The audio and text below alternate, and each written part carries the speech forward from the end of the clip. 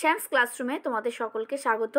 আজকে আমি তোমাদের ক্লাস 7-এর ফার্স্ট ইউনিট টেস্টের বঙ্গভূমির প্রতি এই কবিতাটির অনুশীলনীর প্রশ্ন নিয়ে আলোচনা করতে চলেছি। তোমরা সম্পূর্ণ ভিডিওটি দেখো এবং প্রশ্নগুলির উত্তর খাতায় লিখে নিয়ে প্র্যাকটিস করো। বঙ্গভূমির প্রতি কবিতাটি খুবই ইন্টারেস্টিং কবিতা, মাইকেল মধুসূদন দত্তের লেখা। কবিতাটি শুরু হয়েছে একটি ইংলিশ কোটেশন দিয়ে, বায়রনের লেখা।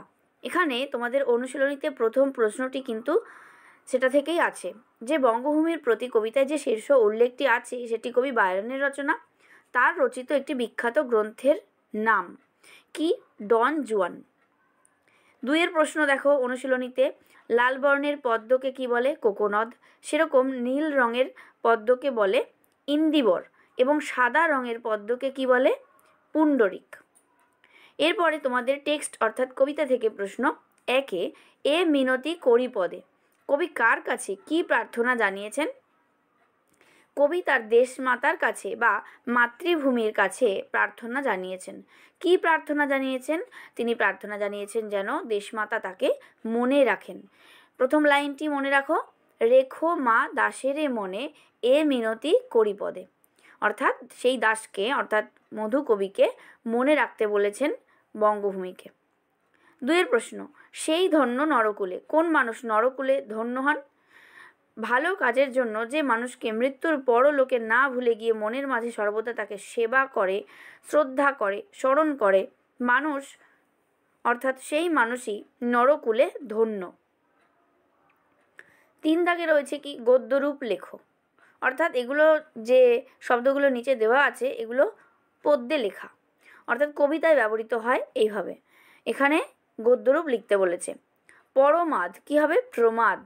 যাচিব যাচনা করিব, কহ বলো, যথা যেমন, জন্মিলে জন্ম হলে, দেহ শরীর, হেন এরূপ সাধিতে সম্পাদন করতে। নেক্সট রয়েছে শূন্যস্থান পূরণ। 4-এর প্রশ্ন দেখো, ড্যাশ মন্দির, তাহলে কি হবে? মনের মন্দির। হ্রদ কি হবে? অমৃত হ্রদ। তারপর তামরস, মধুময় তামরস। 5-এর দাগে রয়েছে পদ পরিবর্তন করে বাক্য রচনা করো। মধু, মধুর।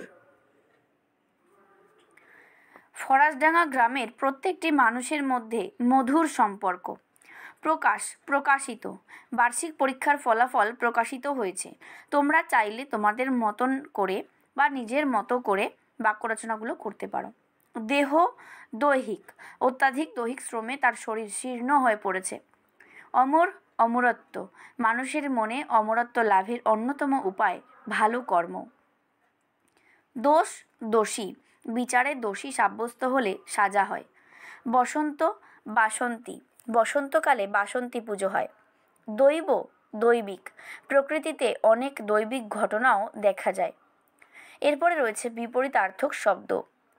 চ্যানেলে যদি তোমরা নতুন হয়ে থাকো তাহলে অবশ্যই সাবস্ক্রাইব করে নাও, আর ভিডিওটি যদি ভালো লাগে অবশ্যই লাইক করো, শেয়ার করো বন্ধুদের। চলে আসছে বিপরীত শব্দে। প্রবাস, নিজবাস। অমর, মরণশীল। স্থির, অস্থির। জীবন, মৃত্যু। সমন, জীবন। অমৃত, গরল। এরপরে 7-এ পরমাদ শব্দটি কোন মূল শব্দ থেকে এসেছে? পরমাদ শব্দটি মূল শব্দ প্রমাদ থেকে এসেছে। 8-এ কবির নিজেকে বঙ্গভূমির দাস বলার মধ্য দিয়ে তার কোন মনোভাবের পরিচয় মেলে? কবি নিজেকে বঙ্গভূমির দাস পরিচয় দিয়েছেন। তিনি নিজেকে দেশমাতার সেবক মনে করেন। এর মধ্য দিয়ে জন্মভূমির প্রতি ভালোবাসা এবং ভক্তির পরিচয় পাওয়া যায়। 9-এ মধুহীন করো না গো। মধু শব্দটি কোন দুটি অর্থে প্রযুক্ত হয়েছে? মধু এখানে কবির নিজের মধুসূদন নাম হিসেবে এবং অন্যটি পদ্মের মধু হিসেবে প্রযুক্ত হয়েছে। 10-এর প্রশ্ন, কবিতা থেকে 5টি উপমা বা তুলনামূলক শব্দ খুঁজে নিয়ে লেখো। যেমন দেহ, এটাকে আকাশের সঙ্গে তুলনা করা হয়েছে। স্মৃতি জলে, জীবনকে নদীর সঙ্গে, মন অর্থাৎ কোকোনাট বা পদ্ম ফুলের সঙ্গে, এবং জীবনকে তারা নক্ষত্রের সঙ্গে। এইভাবে তুলনামূলক শব্দগুলো ব্যবহার করা হয়েছে। 11তে দেখো, মন্দির শব্দটির আদি ও প্রচলিত অর্থ দুটি লেখো।